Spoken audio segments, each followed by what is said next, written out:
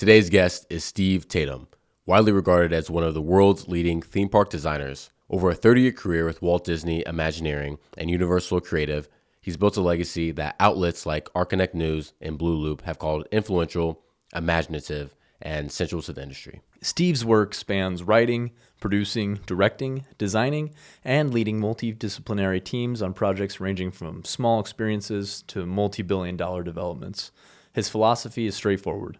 The experiences that move people come from a mix of imagination, discipline, and a clear process that brings ideas from concept to reality. We hope you enjoy. Steve, thank you so much for being here. As a quick, maybe 2-3 minute intro, just introducing yourself and your very quick background in a very expedited fashion. I got it, expedited. So I design theme parks. I have spent the bulk of my career at Walt Disney, started at Walt Disney Imagineering as a set designer right out of architecture school. I then was recruited by Universal to go to Japan, where I was the vice president of creative for Universal Studios Japan for 4 years. And then I was asked to come to Orlando, where I am right now, to be the executive creative director on Epic Universe, which is the new amazing multi-billion-dollar theme park that opened up in May. And now I have just begun my tenure as the chief creative officer of a studio called MDSX. And I'm also a professor at USC in themed entertainment. In themed entertainment, is that what you said? Yes. What does that entail? What goes into that? So when I was in school, I wrote my own major in set design because these kinds of majors didn't exist. But now there are many schools around the country that offer programs in immersive experience design, themed entertainment design, basically designing experiences for guests. So it's draws from people with a background in engineering or theater or architecture or art. And so they take a set of classes where they can get a degree in doing the kind of work that I do. And you've also, part of your history that I really wanted to touch on is that you were in stand-up. Stand-up comedy was quite a significant part of the story as I'm... Absolutely. Yeah. When I was a tour guide at Universal Studios Hollywood. I grew up in Southern California. And when I was in grad school, I was putting myself through grad school by being a tour guide at Universal. Well, then all my friends were doing stand-up or acting or doing these things. They had all come from all over the country to come to LA to be stars. And so they were tour guides at Universal. So that influence was profound on me. And I started doing stand-up. And I did it for many, many years. It was super fun. I'm not sure that I ever really wanted to do that as a career because I was already doing the dream job. But it was very fun. I ended up doing a lot of stand-up on TV, on radio around the country. And it was really good. Is there anything that you learned from stand-up that you've applied to your current career? Well, the same rule applies, which is to know your audience. So don't try to, meet the audience where they are is essentially the rule. Because if you look out at a room, you can a stand-up really trains you quickly to assess what the audience is interested in and what they're not interested in. And that's a very important skill for pitching new concepts and also creating experiences for guests. So instead of banging your head against the wall and trying to make the guests see the world as you see it, the better approach is to see the world as they see it and enhance that experience for them. Yeah, I want to piggyback off that. So Universal Epic Universe took 10 years to complete, is that right? Yeah. Okay, so going through that process, do you have chances to iterate, get feedback from customers? Once the designs are improved, what is the process of iterating on those designs and getting feedback? So we have we at Universal, I guess they now, because I'm as of 2 weeks, I'm not at Universal, but Disney does it as well. And all good design firms do it, I think. They know their guests because they've done extensive guest research. So every day, if you go to a theme park, typically as you leave, you'll see somebody with an iPad surveying people as they leave. And that's so that we know what is on the guest's mind, what they like. So we, for example, we have lists of characters. We know what's the ranking of every character. Mickey Mouse, Minions, Harry Potter, Superman, Spider-Man, Batman, whatever the popular ranking is, we know which characters are the most popular. And so if there are stories that we don't own that we might get the rights to, if Lord of the Rings is super high, but there's no Lord of the Rings theme park, then that becomes like the golden aspiration is to get that character into a theme park. So because you want to touch people where they are emotionally, and the way to do that is through stories, and the way to tell stories is to take familiar stories and characters that they know and love and to put those in theme parks. And so that's why that information is super valuable, and why it's really important to know what your guests are into. So a lot of this work is done prior to breaking ground on the amusement park. Absolutely, and it continues to be done. So, and it's done not only just with the big picture, what story should we tell, but like, what are the experiences? Where's the friction for the guests when they come in? Are they comfortable with the photo confirmation or facial recognition or whatever the new technologies are, and what are they not comfortable with, and what is their aspiration, what do they want, so we ask all kinds of questions, and there's very smart people that are very well trained in this that look at this information and dissect it for us. Is it creative people that are dissecting this information, or is it Well, the archetype the of person, engineers? I mean, there might typically be a person. There's a person that I met who does this kind of work, and she has a PhD in sociology. So these are really serious social scientists that take this information and then they provide us the information and they do analysis, but then we do our own analysis. Just because a character ranks high doesn't mean we're automatically going to say, oh, well, we need to do that, because we have to make sure it fits in with the stories that we're telling and in the environments that we've created. So we work together on that. So it's a collaboration. When you're picking these like characters out, let's say, how granular do you get in the details of this character is going to be the first person that you see when you walk in, and then the next character is, Well, that's part of the master planning in terms of how you lay out the experience and how you approach that, because the placemaking is integrated with the master planning so that you give people an experience that takes them through their day. And we do think about that, what happens in the morning, afternoon, and evening, and where does everything go there. I mean, there's obviously a lot of thought that goes into every step of the process, which is why it takes nearly a decade to build a major theme park. So we absolutely try to think of everything we can.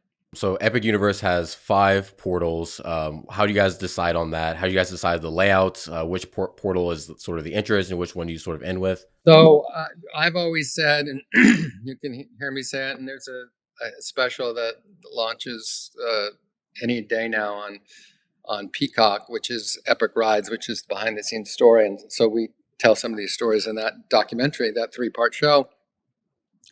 But we try to create an experience that's going to complement. So by complementing, I mean, you want to have the adequate balance of experiences for thrill seekers, for small children, for people who don't like rides. And so you look at your audience mix and you try to address it and make it as broad as possible to appeal to those people. And so then, there's a whole formula. You have so much money, you have so much land, you have so much capacity that you want to hit, you have audiences that you want to target, and it all goes into the machine, and what's spit out is then what we play with in terms of arranging those experiences into a master plan.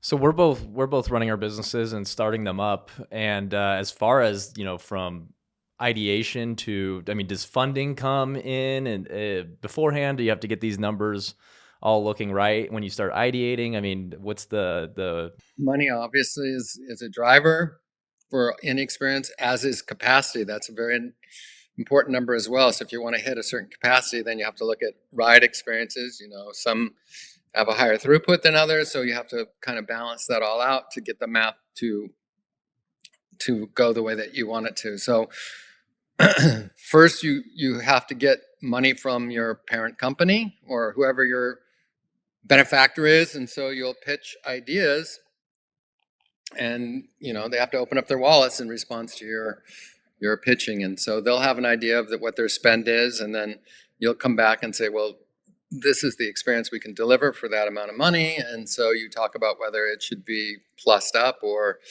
VE'd, as we call it, value engineered.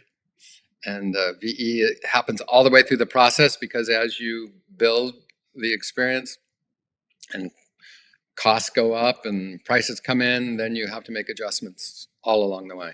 In that process, you've harped on voice and vision, and maybe you can quickly describe, when you describe voice and when you describe vision, what are these things doing, and what's the importance of them? So my particular role on Epic Universe, for example, and on other projects is as the executive creative director. So there might be a creative director for each one of the worlds inside of a theme park, or each one of the major rides, and then those people would tier up to me, and so I have oversight over the creative for the whole project. And so I'm interested in the music, the wardrobe, the costumes, the lighting, the architecture, the animatronics, the this, the that, all the elements that go into creating a theme park, whether it's what you hear, what you see, what you smell, what you taste.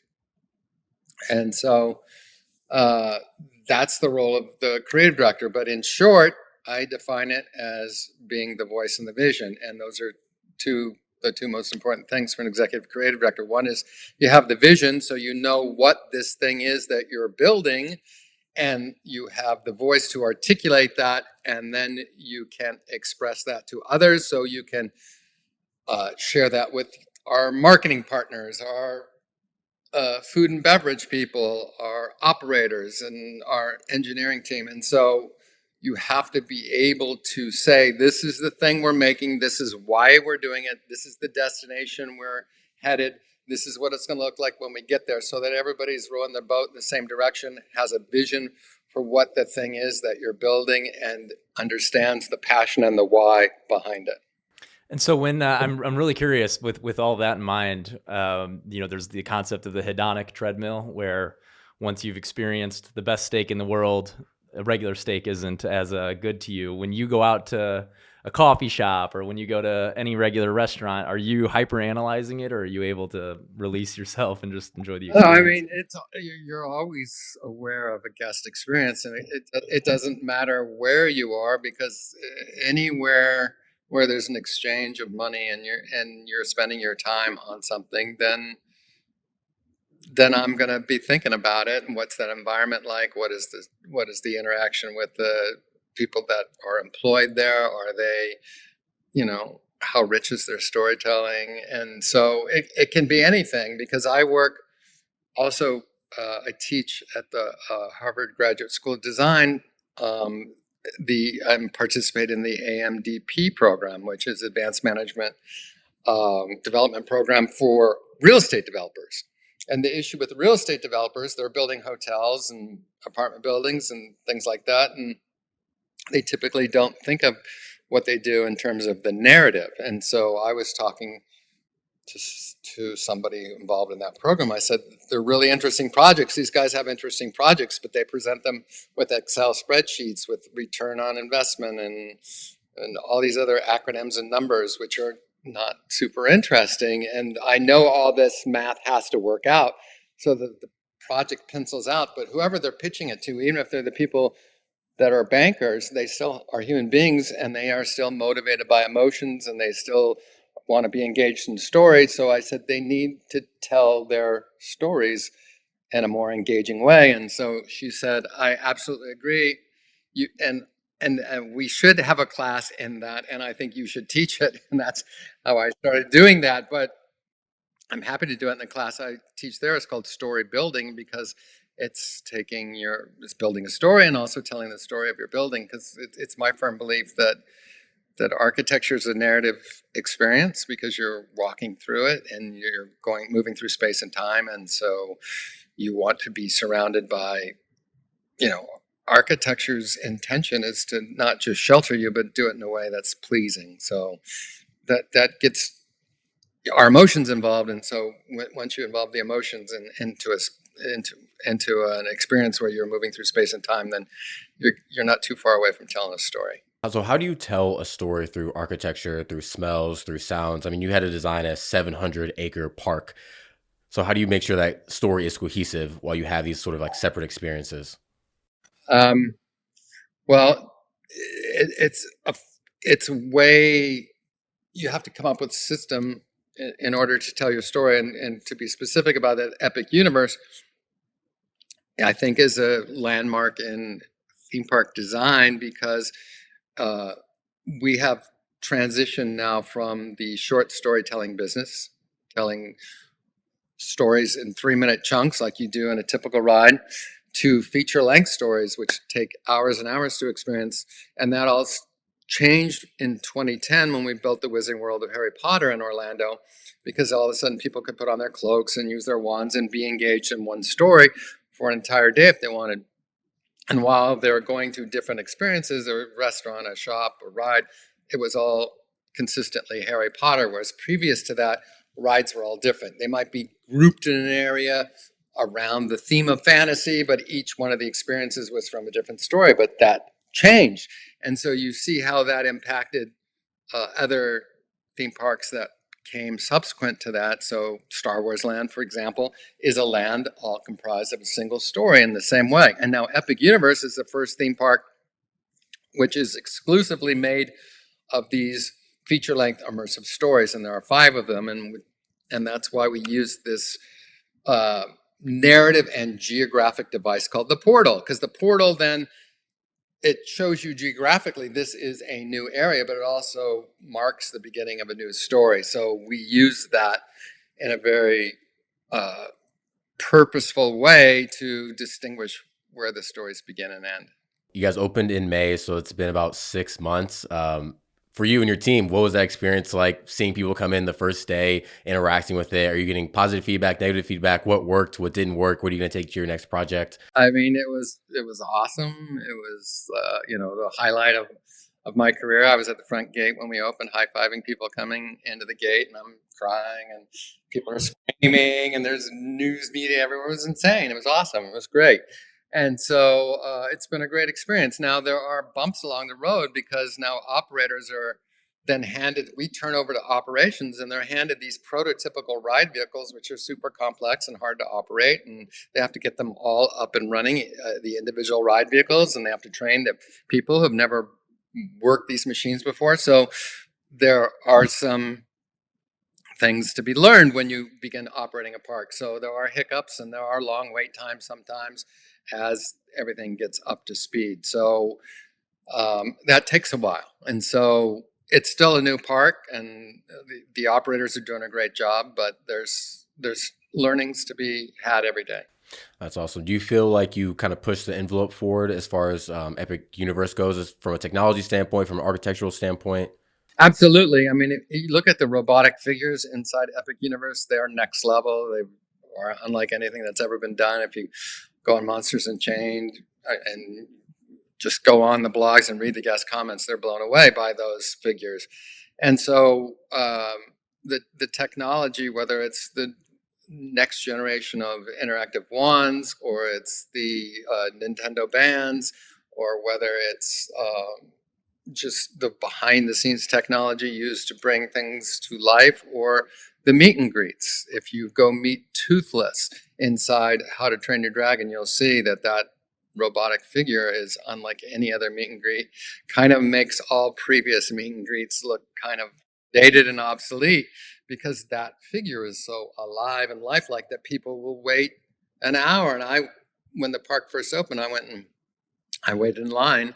I got there first. I had a little secret head start, but I'm in line, and the woman behind me, a grown-ass woman, is shedding tears, and I was like, well, maybe something's going on in her life that I know nothing about. But it was Toothless, because when she got up there, she was super overwhelmed by it, and you can go there and see that happen every day. And so it's interesting that the more advanced the technology is, the more emotional it becomes accessibly available to people. And so I think that's an interesting trajectory. What's Steve? What's your favorite story of all time? What's the story that most resonates with you? It's so funny because people in the theme park business always say, oh, I'm a storyteller, whatever their role is. And I think it's true. They are all storytellers, but I also think people throw out the term story um, in a sort of capricious and reckless way, because sometimes they mean they're just taking a style guide and they're applying the colors and the fonts and things like that. I'm consistent with the story. It's like, well, you're consistent with the brand, that's fine, but is that really a story? And so when I talk about story, I talk about specific things. It has to have character, it has to have conflict, it has to have change. Things have to be different at the end of the story than they are in the beginning. So there are very specific and real world things. So somebody said to me the other day, oh, I'm a storyteller, and I was like, oh, really? Okay, tell me a story. And they just froze up, And so now this is karma because you're doing it to me. But I mean, I love long, complicated stories. I mean, I just read The Goldfinch, which is an amazing book, and I read Demon Copperhead before that, which are two sort of expansive stories that take place over many years, and a coming of age story, which are super rich and stories that you could never tell in a theme park. So that's a very different kind of story, but I love those kinds of stories. But also, I just love stories that touch people and like when you go in to Dark Universe and bringing all those stories together. So we had the challenge of reinventing those stories. So we had a different relationship with each of one of the intellectual property holders. So Harry Potter is very precious because they're very prescriptive about what is and is not in the canon of those stories and what is and is not acceptable. Whereas we had more leeway with the Universal Monsters because those are our stories to tell.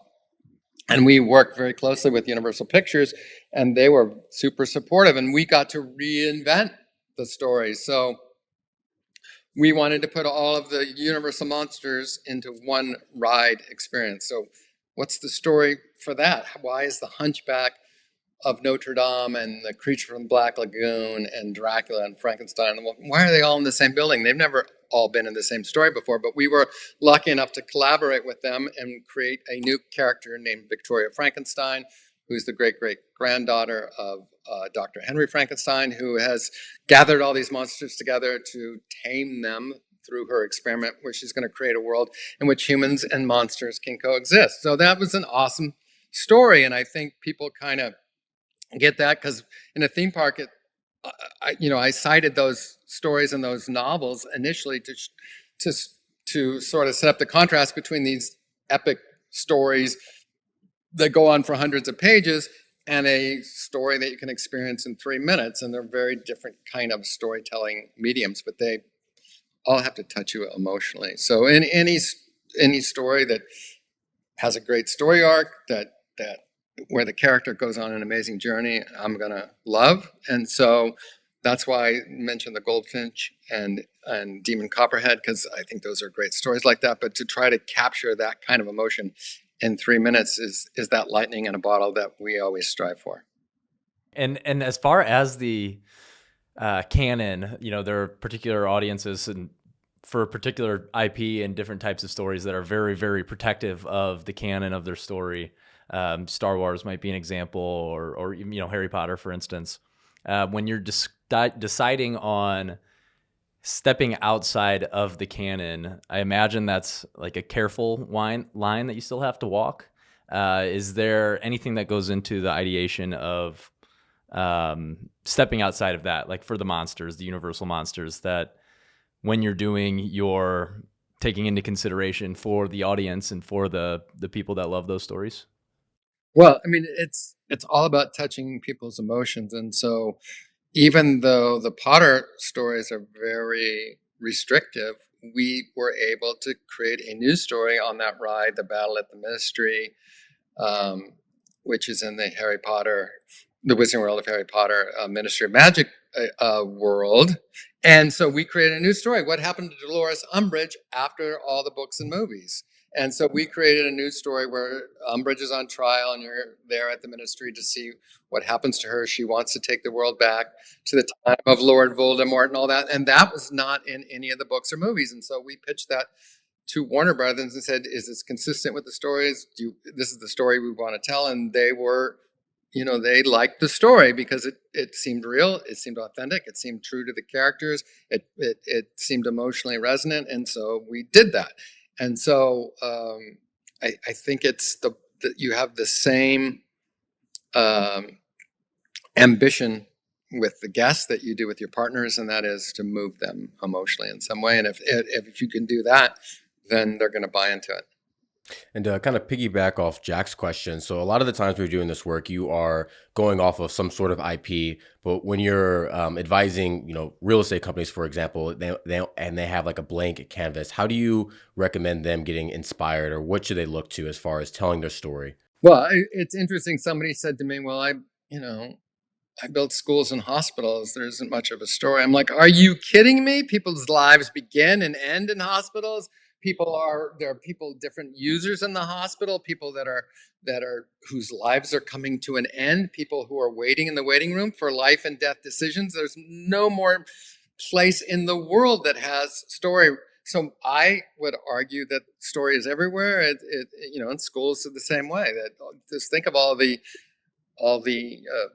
life changes that happen inside of the buildings of a schoolhouse. So those exist, and the story I tell is, I say, look, let me tell you the story of the last 1,000 years of architecture. And I do it on one slide. And so on that slide, I have a picture of the Chartres Cathedral. And I said 1,000 years ago, emotionally, people lived, they didn't get much past their 20s. They had horrible lives. They were serfs. They worked all day, backbreaking labor. They had little to no joy in their life. And so they invested all their emotional kind of hopes and dreams into the afterlife. Spirituality was super important. So they were happy to have the church build these magnificent cathedrals. And if you look at a Gothic cathedral, the architecture of it gets your eyes to look up at these soaring ceilings with these vaults and stained glass windows, and these flying buttresses make the architecture very light and airy. And so your body actually physically responds to the building by looking up and leaning back. And so that was connected to what people's emotional need was, which was to invest in the afterlife. And then if you look at what happens over the next several hundred years, is there are all these wars. And so medieval cities have walls around them, and fortresses and castles, and government buildings become important because security now is super important as urban population grows and people are in factions. So people are now invested in security. So they're more than happy to have the king build a castle and make them secure. And then along comes the Industrial Revolution. And so people are worried less about their spirituality. They're worried less about their security. They're worried about prosperity. They want to make a life for their family. They want to make money. They look at skyscrapers now that sort of are born in the 20th century.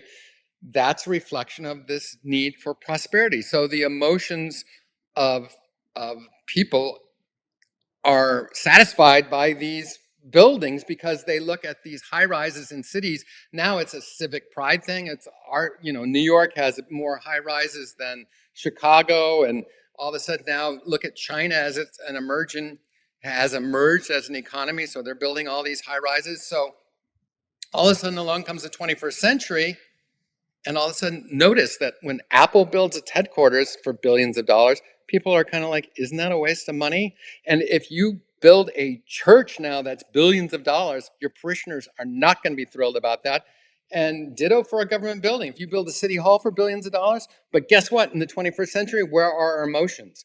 They've gone from spirituality to security to prosperity, and now it's leisure.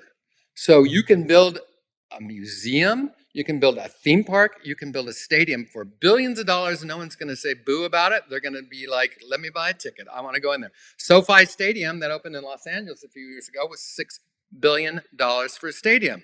Imagine if you built a church for $6 billion, what people would say. Imagine if you built a city hall for $6 billion, or even a corporate headquarters for $6 billion.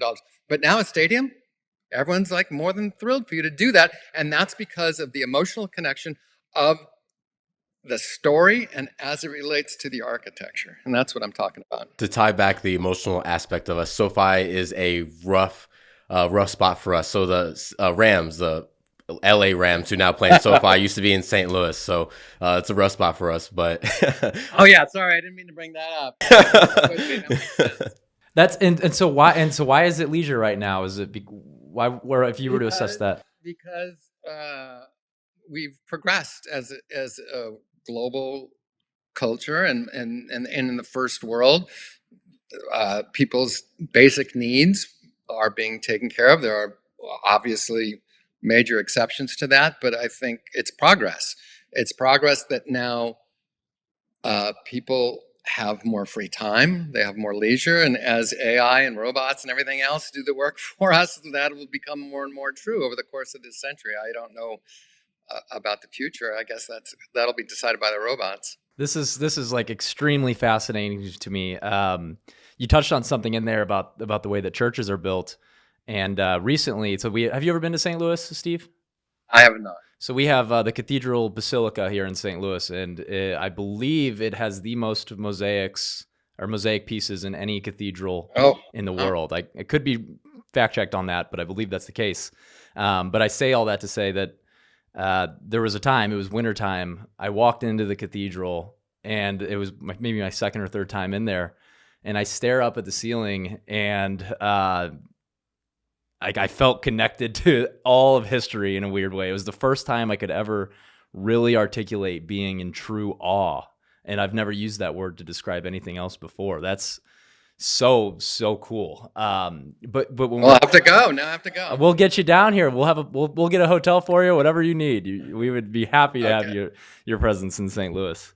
But I tying all that together to say, I think that what Isaiah and I, when we're thinking about the progress of St. Louis, there's a dichotomy between reserving everything that is old, reserving the historical parts, versus maybe more of our philosophy, which is we might have to sacrifice some of these historical thoughts or historical parts and architecture to build the city into something even more beautiful.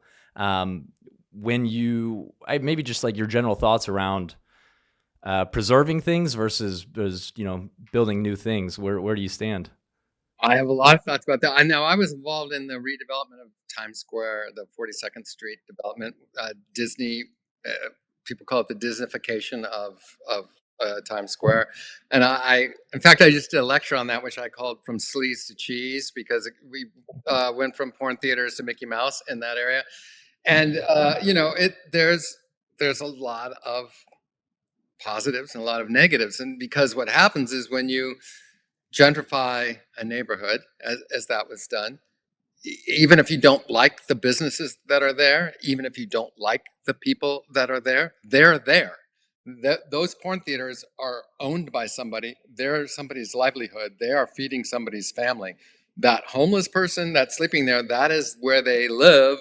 That is their world and existence. So you have to think about that when you gentrify a neighborhood. So yeah, you can build a shiny new Disney store or revitalize the New Amsterdam Theater, but it comes at a cost. And you can look at the history of redevelopment in New York and across the country, and that's a whole deep topic. But the bottom line to me is you have to work with the community to build the city that they want to live in and that they currently live in, and how does it evolve for them, not for me as a designer coming in to say, I want this to be a monument to myself, which a lot of redevelopment projects are, but it has to be part of the working machine that is operated and used by the community that exists there.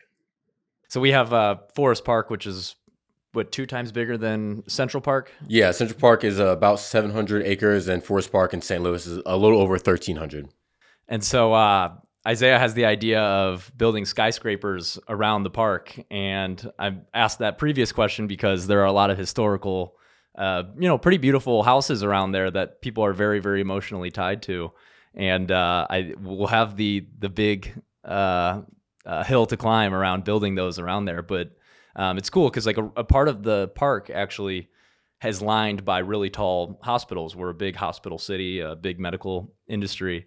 And yeah, I guess there are stories being told all around the park that I haven't thought of before up until now. Yeah, I mean that's a very long-term goal and one that's going to involve a lot of stakeholders. And so, if it works for the city, then it's certainly worth pursuing. Is there, as we kind of sort of think about and iterate on this idea, is there a specific type of storytelling that would apply to a city versus like a park or a coffee shop or a restaurant? Or is it just having a cohesive story, which is the important part there? Well, a city has a million stories in it, but if you look at, so the greatest book on this topic is the Death and Life of the Great American City by Jane Jacobs, which was written 50 plus years ago by somebody who's not an urban planner. Jane Jacobs was a civic activist in New York City. She was gathering the community in Greenwich Village to prevent Robert Moses, who was the power broker, which is the book about him, who was the big developer in New York, who built the Cross Bronx Highway and other major projects, Jones Beach, et cetera, a lot of positive projects, but he also bulldozed and displaced a lot of people. And so they were the two titanic powers that butted heads in New York. And so that book will, it tells the story, and her whole reason, raison d'etre, was that she was the voice of the community. And so Moses was the voice of the city bureaucracy and the powerful business interests. And so I think that's a fascinating dynamic. And she won that battle, and that's why Greenwich Village doesn't have a expressway down the middle of it, like so many other cities. If you look at Tulsa, Oklahoma, from the race riots in the early part of the 20th century. Now that community rebuilt itself by 1925, but then zoning and redlining came along and they built a freeway right in the middle of that community and destroyed it. So what violence of the riots couldn't squelch, which is the vibrant African-American community that was there, zoning managed to do. So with bureaucracy, I think you can accomplish a lot more than you can with this kind of hand-to-hand combat. So it's a very complicated issue. Is urban planning something that interests you? I think one of my favorite things about amusement parks is it does attract all different types of people, all different types of demographics, from older people, younger people, all different types of races. And I think there's something so special about that. And ideally, that's what a city should do as well. So I'm curious, do you think a lot of the lessons you've learned over your years building, amusement parks can be correlated to urban development? Absolutely. And yeah, I'm really fascinated by urban planning and my interest of going beyond the berm, outside of the worlds of theme parks, or as you say, amusement parks, we say theme parks. But we will say a theme park has these rich environments, and an amusement park has rides, like a county fair is an amusement park, or other parks I could name that are primarily like coaster parks with less environmental theming. But I'm really interested in cities and those adjacencies, because when you build a project, how does it connect to the project next to it? How does it change over time? How does it change as the community changes? And so, yeah, that's all part of urban planning, which typically theme parks are these isolated worlds that exist only within a paid environment. And so that's one of the reasons now that I feel like I've really done what I can within the world of theme parks. And now I've moved to a new company, MDSX, where I'm the chief creative officer, because they do projects outside of berms, and they do museums, and they do theme park works and other kinds of work that isn't isolated. So that's where my interests are now. What exactly are you doing at MDSX, you said is what it is? Yeah. So I just started there. I mean, I just left Universal 2 weeks ago, so it's brand new. So we have a lot of exciting things, and I've also been approached by a lot of people over time that say, "Hey, can you advise on this project?" And projects all over the world, and I would always have to say no because I was working at Disney or Universal, and now I can say yes to all these people and get involved in all these kind of projects. And so I'm at the very beginning of my tenure there, so I can't say what's going to fall into place, but there's a lot of exciting possibilities and people have approached me that we're in discussions with right now. What projects excite you? I don't know that I can reveal things that are not solidified just yet, but there are. I mean, one of the projects that I'm super excited about is we're working with a Nobel Peace Prize laureate to tell the stories of peace, and so that's super interesting to me, and it has a lot of real world components and a lot of poetry to it, and it's really important, and it's very different than my previous work. So I'm really excited about stuff like that. I resonate with that a lot because the first business that I ever ran or tried starting was going to nursing homes and capturing the stories of the people there and then passing it down to their families. Oh yeah, that's interesting. What do you think? What's the wisdom maybe of the older generation right now that the younger generation is missing or maybe ignoring?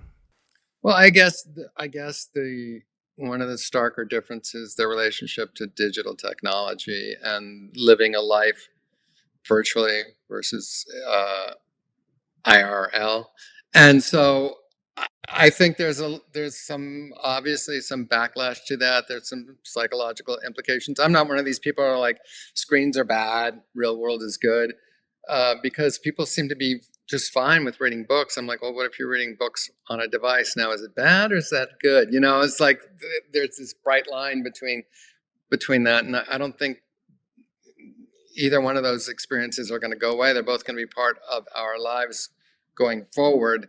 But I think there is a different approach. And I don't really like defining people by the nickname of their generation in terms of how they behave, because people behave differently as they get older. People behave differently based on their family structure, based on their community, based on their peers, and all kinds of reasons. So I don't like to reduce people to a letter, whether it's Z or X or whatever. But I do think there is a different relationship to technology because the whole notion of privacy is different between, say, my mom and my kids. The super different idea of privacy. I mean, for some people that are young, the idea of privacy just doesn't exist, And so I think that's a really key difference. What's the story that you hope your children tell about you? Oh God, I will try not to limit, inhibit, or influence what stories they tell, but I just hope that their lives have turned out happy and I contributed to that. Have you lived like your great adventure? I mean, there's always more stories to tell, more to do, and the more you do, I think the more kind of things you get on your list of things you want to do. I mean, I never thought starting out as a set designer that I would be able to achieve the things I've done. So I'm super happy with the way things have turned out. And so it's all the rest is just gravy, because I remember when I first was at Imagineering, I'm like, oh, this is what I wanted to do when I was a kid. It's what I wanted to do when I was in school. And now I'm doing it. So, just more frosting on the cake with each day. But I want to step back really fast to St. Louis and the economic development. You were talking about redlining and these zoning laws. Have you heard of the Del Mar Divide in St. Louis? Oh, what is that? So the Del Mar Divide is a very, very controversial street, essentially, in St. Louis, where it is the nicest houses in St. Louis. You cross one block over and you can buy a house for $10,000. And that's what one of our buddies who's revitalizing the area did. And when we're talking about stories, well, that tells maybe one of the most racial divided stories of all time in America. I would love for you to check that out. I'll send you some stuff. I absolutely will. I'm very interested in that. Yeah, and just for context, like the street Del Mar was like the edge of that sort of gerrymandering. So you can just see over like the next 50 years, you go one street over, and it's a completely different experience. I mean, America is littered with these sad stories. Like, look at Miami, which is the Harlem of the South, and they destroyed that neighborhood with a highway. I mean, there's all these tragic stories that hopefully we learn from these lessons, and that's another, I think, important thing about knowing these stories. It's not just to touch you emotionally, but also as cautionary tales, so that we know our history, so that, because the cliche is we're doomed to repeat it, but the more we know it and the more we tell that story to the next generation, then more likely we are to learn from those mistakes. 100%. So you spent time in Japan. Could you kind of give us a little bit, little bit of lore behind that experience? Wow, yeah, it's an amazing experience. It's a when I started there, I was the only gaijin, which is how they refer to Westerners at the company. It was owned by a Japanese company, USJCO, not owned by Universal Studios. It was acquired by Universal Studios while I was there. So I just had a really authentic Japanese experience. And I mean, there's so many stories and tales from Japan. I think it's an amazing, fascinating culture. And I think one of the things that makes it so is because it was isolated for so many centuries. By law, nobody could enter or leave Japan. So everybody there, their family has been there for 12 generations. Whereas in the United States, we have this rich immigrant culture with people coming from all over. Japan is precisely the opposite. It's the most isolated country on earth in terms of its immigration policy, at least for a first world country. And so there are very quirky things in Japan that are only in Japan, and there's a long list of those things. From like a design or architecture standpoint, is there anything that you kind of took from your time Well, there? I'll tell you what's really interesting about the design in Japan is they don't have zoning laws the way we do. So you'll see all kinds of crazy architecture, like a house next to an office building, next to a school, next to a park, next to just like anything goes, and it's crazy. And also, they don't have the same reverence for old housing that we have here. And so if you buy an old house there, it's like buying a used car, like it's disposable. And so there are empty houses. They also have an aging population that's declining. So there are empty houses there that you can pick up for a few yen. And so it's a very different relationship between the built environment than the one that we have here. Is that do you think that's a result of obviously the nuclear bombs dropping and that shaping the culture of Japan? And Well, yeah, well, absolutely. So if you go to Hiroshima, that city was built up in a couple of decades, and it's a major city, and it was all built very quickly. So it's got a lot of that post-war 50s, 60s architecture, which a lot of people aren't too crazy about. But then you can go find very old traditional Japanese architecture, these wooden temples and things that are centuries old that are just beautiful, and you just hope that they never come under the threat of cinders because they're very flammable. But yeah, it's a fascinating place for sure. am I comparing apples to oranges when I say you look at the Japanese zoning laws and you say, well, they're minimal? Why can't we do that over here?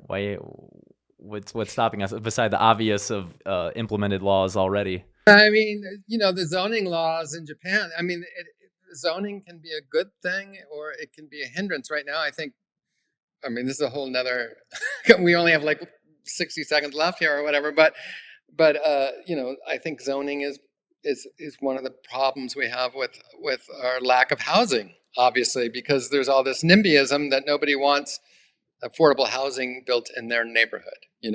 So if you look at Los Angeles, it's a huge city, but there's all these single family homes, and so they're changing zoning there to allow in-law units or to allow other structures, housing units on there. And so some people get freaked out about that. They're like, I don't want all those people in my neighborhood. I don't want all those additional cars and everything.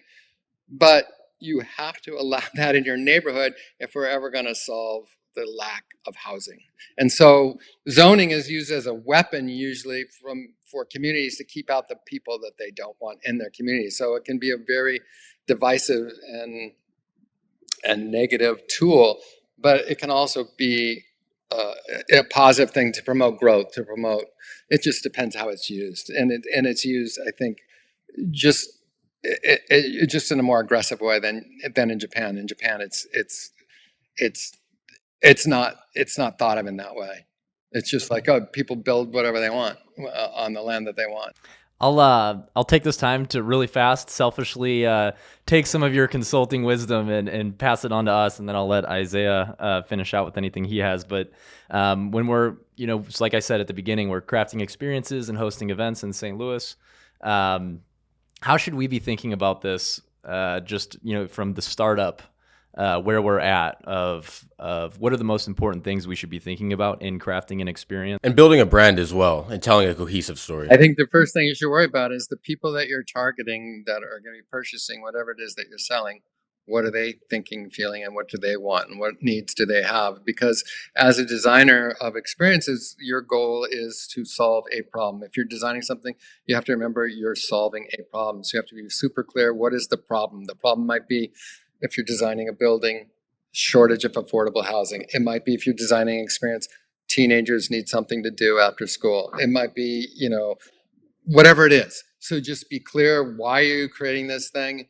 We're creating a bar where singles can meet and blah, blah, blah, whatever it is. I mean, there has to be a very clear rationale and argument for why you're doing it. It has to come from that person who you want to open up their wallet to give you money, because you want to know what their emotional need is, and you have to connect to that emotional need, and the way to do that is to tell them a story.